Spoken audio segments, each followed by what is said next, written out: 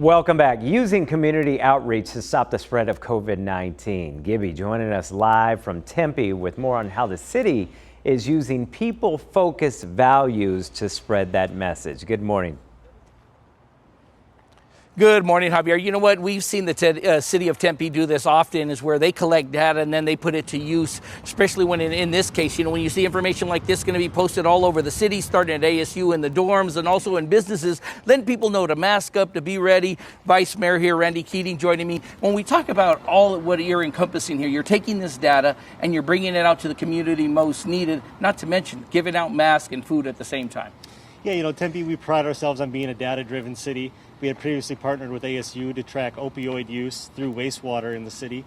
So we kind of converted that process to look at coronavirus infection rates in this particular area. And it allows us to kind of concentrate our resources where we see a data-driven need for them to be at. So it helps us combat the pandemic in a smarter way.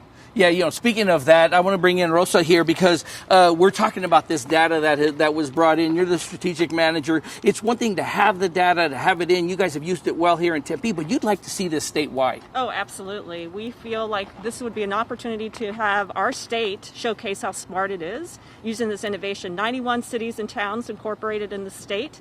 It would be a great showcase to show this nation what we're able to do in Arizona, and quite frankly, save lives. And here's the thing, it's this simple. Everyone has a sewage, so what do? You use that data running off of people's sewage. They'll let you know where these hard parts are taking place. Yes, absolutely. Everyone flushes.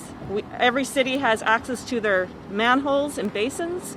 We're able to tap in, sample, and send to a lab. All right, thank you very much. I have Doreen here, who's a city councilwoman with the City of Tempe, but you're also with mask makers, also giving here back to the community. You know, you have to tell people it is important to mask up, and these masks are going to be given out to those who in need. Exactly. So I belong to a group of 9 awesome neighbors that started a group called Tempe Mask Makers, and all we do is make masks, give them out to the community service organizations, anybody who really needs them. You can call them, and they're all for free.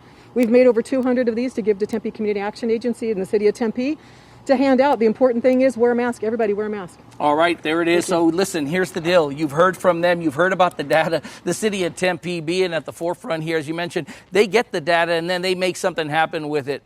You know, that's the thing that happens here in the City of Tempe, and we'd like to see this statewide when you think of how this works.